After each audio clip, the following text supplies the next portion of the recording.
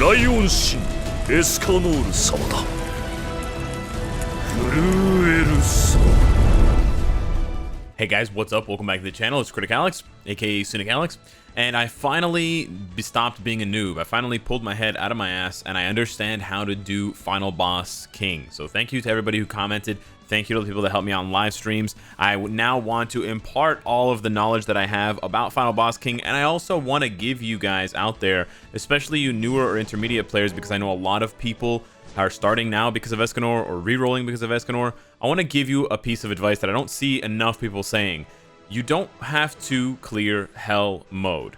You don't have to stress and fuss even about clearing necessarily Extreme mode. Now, it would be nice if everyone could clear Hard, Extreme, and Hell, for sure, but you can get all of the rewards for the fight, for the shop through the fights, I think just farming Hard or farming Extreme. So, you know, the only rewards that you're really missing out on by not being able to clear Hell with a good score is the rank rewards. I'm not going to lie to you, the rank rewards are good. You're going to be missing out on at least 100 anvils and 5 awakening stones. You might be missing out on this if you're not in the top 15%, but you know, there's only so much you can do, and it may be sort of counterintuitive to spend more resources than this to rank up characters that you're only going to be using for Final Boss King. So the hype around Final Boss King is real. It's a very nice piece of endgame content for global players, and it's a really great challenge even for whales. So I mean, I really love this content. I just don't want players to feel, players who are, you know, only at 100,000 CC or 110,000 CC, they shouldn't feel pressured to just dump all their resources into this, because it's going to be gone. It's not going to come back very soon. There will be different final bosses that come around with different requisites, so then those characters that you use now won't necessarily be good for later versions or later seasons. And some of the characters that are being that are MVPs for this are not very good for any other content. So I want to show you guys. I actually have still not been able to clear Hell. I still have never beaten Hell. You can see my score is pretty indicative of what I was able to do on Extreme. Now, it only takes your highest score from whatever you do. So keep that in mind. This is not an aggregate score of Hard, Extreme, and Hell. This is just the best score that I was able to put together on Extreme. But I have 97 coins, and if we go over to the shop, I've already farmed in 21 victories. So I've beaten him 21 times. I've been able to get all of the cosmetics for King, and I've been able to get all of the anvils and all of the awakening stones and all of the horns. So you can see here that you definitely can farm all of the items without having a super maxed out ultra DPS team, and you don't need to dump all of your pendants and all of your green books to do so. So how did we do it? How do you do it? Basically, green units are the 100% MVP for this content. There's very few blue, if any, blue units that you can use for this, and there are very few red units that you can use for this. Thank you, but no thank you. Basically, the best red unit for this, outside of maybe Hauser as a backup, if you're really desperate for more base stats, would be Gother in front. And Gother is really good for ranking up, you know, Escanor cards, ranking up Elaine cards. But the vast majority of the MVPs for this content are all green units. Now, of course, Escanor is really good for this content because he has buff removal, which is really important. And he also does massive damage, which is also very important. And he's a tanky boy, and he has immunity to debuffs, which is important for the second phase. But there are tons of MVPs for this content. Jericho is another really good unit, a little bit underrated, a little bit slept on. Sekapoko did a really nice clear of Extreme, I believe, with Jericho. And of course, Jericho is just pure DPS, but she does that in spades. And a lot of you probably already built up Jericho for Knighthood boss, so you don't necessarily have to invest new resources. So if you have, you know, let's say if you have an SSR Escanor and you don't have any pendants, you could probably take your UR maxed out Jericho and do as well, if not better, under the right circumstances. Another amazing unit that you're going to see a lot for this content, but is not really good for any other content right now in the game. Not bad, but just not exceptional, is Elaine. She might be the MVP of this content, and the reason for that is, on top of having the type advantage, is that all of her skills are useful for the dissolve. So the dissolve is basically what's going to decrease skill ranks, decreasing skill ranks, and then depleting ultimate move gauge. Actually, I think depleting ultimate move gauge is dissolve, but decreasing skill ranks is almost as important as depleting ultimate move gauge, because King will start off with a lot of gold and silver cards, and it actually does a lot of damage in both phases. In the first phase, he gets attack buffs. In the second phase, he has that crazy crit, and he has the defense down. So being able to decrease skill ranks is actually super useful. So she does that, and then she also depletes ultimate move gauge. This is why Gother is so good, because you can turn a couple of these Wind of the Fairy King's Forests into these, and then you can get a bunch of depletes. And as you'll see when I do a little bit of content, depleting the ultimate move gauge when he has his ultimate up is a way to sort of cheese the boss into only doing one attack per turn in the first phase. But that's not the only thing that's good about Elaine. Her second skill is good too, because although she only does damage as a rank 1 for the Breeze, at rank 2 she depletes ultimate move gauge on everyone, which also includes the little personas that he has with him, which will give you way more points for the, you know, top 10%, top 5% rewards at the end of the season. And then her ult is good because it cancels buffs. So all those buffs that he gets in the first phase, she can wipe them away. She doesn't get the stun off, but she can wipe away his buffs. So Elaine is really, really good. She basically has everything you need packed into one except damage. That's all she's missing. Another good character, of course, Merlin, because of the deplete, the dissolve ultimate move orbs. You get 1, 1, and then you get 3. So she's very good for keeping King in check. And then she has decent damage on her ult. It's really not bad at all. And then she can keep your team alive a little bit longer with the cubes. Another really good green character, basically all green characters besides Gustav. Another good green character for this is Elizabeth. Now, I made the mistake several times in my first recording, but Elizabeth's second skill for Punishing Strike, her arc attack, second and third skill will remove buffs. So that's really important. Well, remove, cancel, whatever. This is really important for the first phase. You'll get more points. You'll take less damage. So like Escanor, she has that on her first skill as a rank up. Her second skill is really important because it heals. And then in the second phase, when he applies all defense down, you can remove debuffs. So she can remove his buffs in the first phase, and she can remove your debuffs in the second phase. The second phase is really hard, and it's kind of like a speed phase. You don't want to spend too long in the last phase because of his crit chance and how much damage he does with his Green King skills. But yeah, it is something to consider if you have it up and you can take away all his debuffs. And then her ult is really good for getting to Jerry's ult, getting to Escanor's ult, because of course it gives everyone on the team 2 ultimate move orbs, which will, you know, rush that along. So there are actually a lot of green units. There's even more green units that I haven't talked about that are good. Alioni has a really good unique passive. Jillian has a really good unique passive. Green Eliz Hawk, Sekapoko used her as well. Her damage is not great on the second skill. Her ult damage is good, and you can rank it up quite easily because she's an SR character, so you'll get a lot of her coins. It's really her first skill that synergizes well with characters that hit hard, like Escanor or Jericho, because if you can drop his defense by 40%, turns out that is a lot of damage. When you drop their defense by 40% and then you do Jericho's ult, turns out a 40% defense decrease ult is pretty damaging. And then, of course, another unit that a lot of people sleep on, but again, Sekapoko used him, Death Pierce. Death Pierce would be pretty much only... He's actually really short, I just noticed. Death Pierce is probably only used with Jericho because of his tonal range tuning unique passive. Now, you need to unlock this, and you probably want to use him as the sub. You don't want to have him in the top 3. Yeah, he disables buffs. I don't know if that's going to take away King's buffs. I actually haven't watched any content on that. I've just seen the highlights. I don't think his regular skills are much good for this. Yeah, nothing really special there, but it's really about that passive and the synergy with Jericho to get more crits off. So those are basically all the characters that you want to use. I mentioned Hauser just as like a very... Red Hauser or Red Arthur are really budget options for your sub because of their passives. They can, you know, keep Jericho and Escanor alive a little bit longer or give them a little bit more base stats to make them have a little bit more damage, a little bit more defense, etc. But those are like super budget options if you are a newer player. Besides all of those options, I'm not really sure who else you'd want to use. Of course, you can't use any of the kings. So there you go. You're kind of limited by what you can do beyond the scope. Actually, last one is Hostess Elizabeth. You can get a passive heal with her close call passive if you have that unlocked. That one's not bad as well.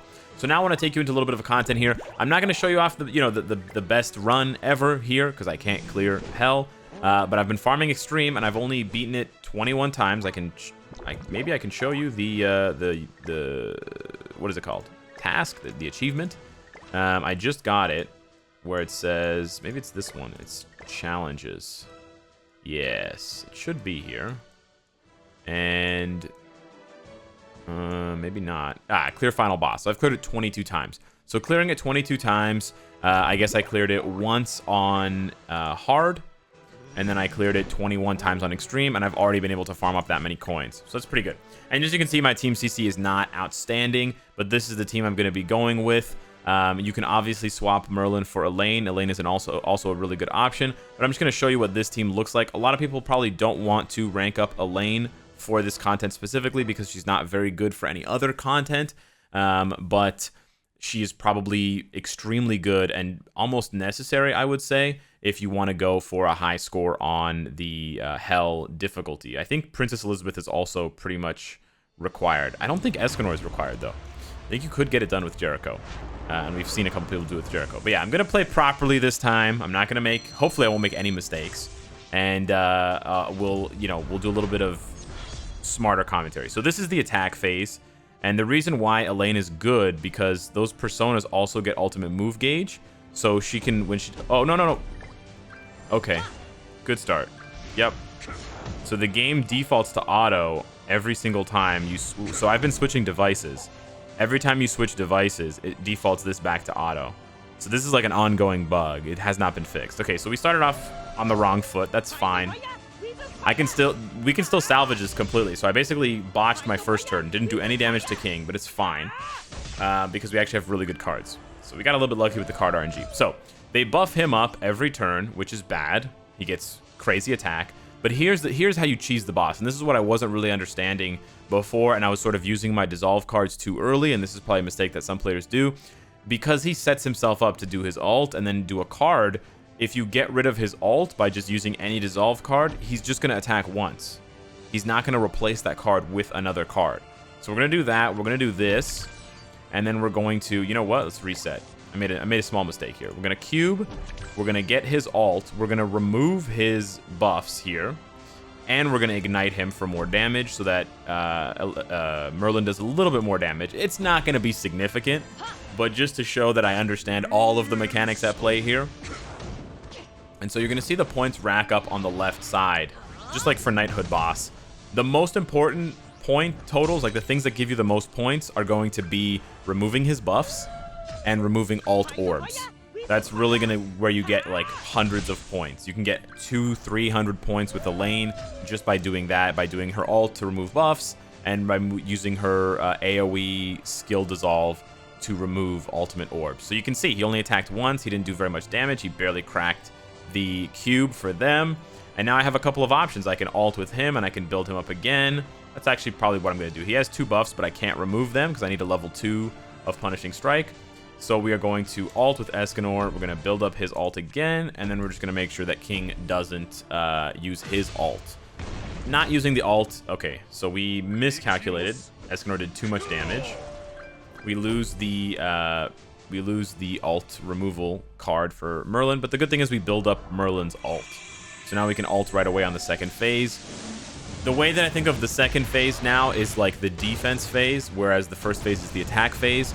I only think of it as the defense phase because now the personas, the little wolf heads, instead of buffing King's attack, they're going to lower your defense. So that's why I said that this stage is a little bit more of a rush, because he's going to deal massive damage. He's already got a gold card. He's going to do more. He's going to have more turns now. He has 3 card attack turns every turn. And then also you're going to take more damage from the 2 all defense downs. But as you can see here, if I had a level 2 Elaine, I could remove so many alt orbs. It would be crazy. You get so many points racked up for doing that. But yeah, let's stop talking and let's start smashing. So we're going to move Escanor's card so that we can get his alt up next turn. And then we are going to also alt with Merlin. We're only going to get 1 new card because... or maybe we get 2 new cards, because one of them has to be Escanor's ult. Yeah, okay, so we do get a dissolve. The dissolve is good, again, for stopping his ult, but he still does a lot of damage because as he racks these up, he's going to crit more and more. So as you can see, fat crits equal deaths. So that's also why we popped off the ult with Merlin before she died. The AI targeting seems to be very good for this phase. It's actually kind of scary. One time my Escanor was like a little bit low on HP, like not all the way, but just like here. And he knew to just, you know, use 3 gold cards and nuked my Escanor. I ended up still winning, but it was frightening. It was almost like playing a real player. So the AI for this is really, really nice. So yeah, if I had a level 2 here, I could cleanse these all defense down buffs, but it doesn't really matter. We should just finish him off here and be done with it. Hopefully this will be enough to finish him off. I'm not sure. Beautiful. So yeah, in place of Escanor, obviously you're going to do less damage unless you bring along someone like Jericho. You absolutely need a high DPS character. You may be able to sort of do it slowly and grind it out. You can see there. Actually, you know what? We didn't get many points at all. Yeah, we got barely any dissolves. Yeah, and we didn't get the 4 dissolves to do that. Let me try one more time here with Elaine. We're gonna sub in Elaine quickly on the team. Okay, here we go. Not on auto. So you want to rank him down, and you want to. So this at level 2 is going to deplete ultimate move gauge. So we have to keep this card. This one, we just want to decrease skill ranks on him. We got a bunch of Gother cards. Not really what I wanted. But let's go ahead and we're going to do this. We're going to do this. And we're just going to dump this card. But you can also, the nice thing about Gother, if Gother survives, is you can also rush Gother's ult to play with his ult meter, right? Because the Gother's ult takes away 3 or 5 orbs. So you can see now instead of using gold cards, he's only going to be using silver cards. They're still going to hit pretty hard, but not as hard. So it doesn't, it's sort of like a heal, right? Because it reduces the damage that he does compared to those double gold cards that he was having. So here he's got his ult up. We didn't get another Breeze card, but we do have a Gother, so we're going to rank her up. And now ranking her up is also going to make this one stronger, but we're going to use this one now because at rank 2, let me just double check so I don't make any mistakes. At rank 2, it's going to deplete on all enemies. Yeah. So we're going to do the same thing that we did for, actually, you know what? Same thing we did for, should we combine? No. I was thinking of combining Gothers and doing a level 2 invasion for Escanor as well. But, actually, you know what? Let's do that. So we're going to combine, and then we're going to deplete. So watch the points on this side. The points are actually going to be wild because you get so many points now. So we depleted 1 on all 3. So look at that. 20, 40, 60, 75 points, I believe. 70 or 75 points. The buffs are bad. We're only going to be able to take away the buffs next turn. So we are going to take some damage here. Gother takes quite a bit of damage, but we only get hit once. So now we can use the level 2 here. That was probably the right move to use the level 2. We use the level 2 of his. We use her level 2 as well to decrease skill ranks and deplete ultimate move gauge. So we're actually going to deplete just 1 or 2 bars. But we have to stop the ult there. And then we are going to do this as well. This is a little bit... Oh, actually, you know what? It is... I was going to say it's a little bit inefficient because he only needs 1 more orb, but he actually needs 2 more orbs. So that was perfect. There we go. We get the... 3 orbs removed. Tons of points. And bang.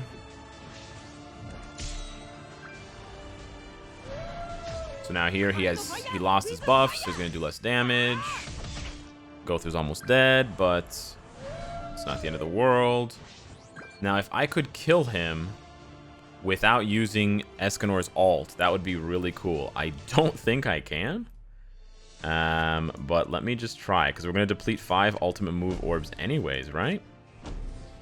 Yeah.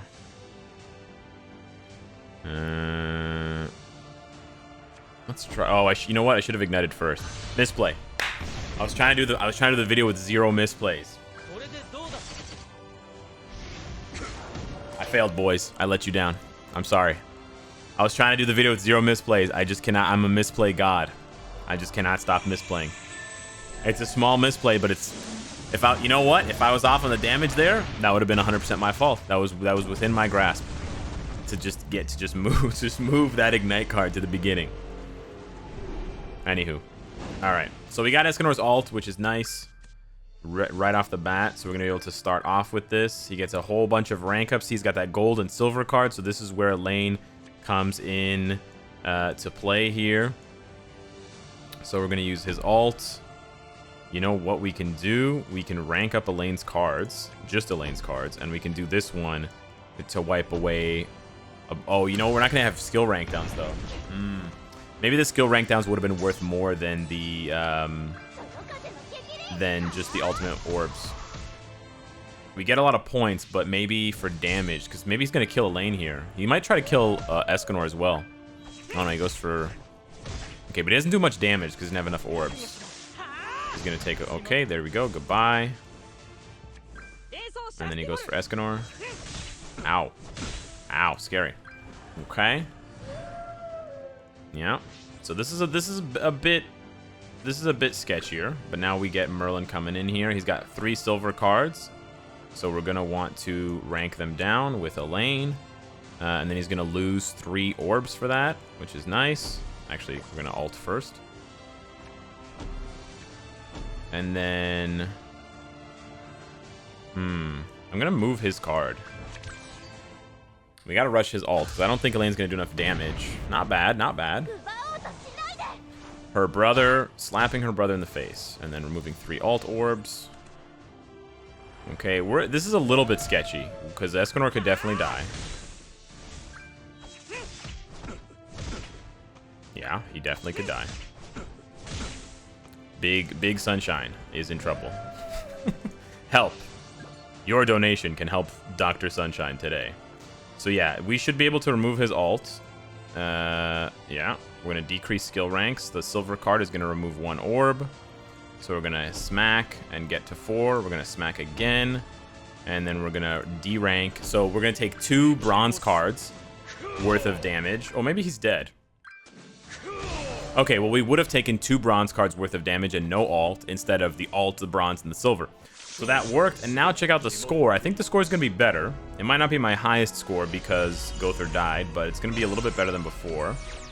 1368, so it's pretty close. So you can see there how much the extra dissolves from Elaine adds.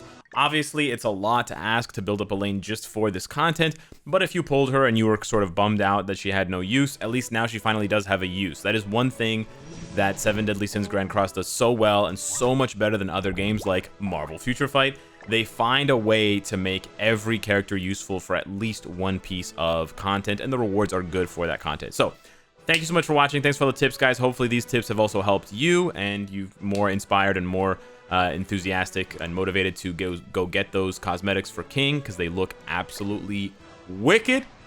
Thanks for watching. Subscribe if you're new, and I will see you in the next one. Take care.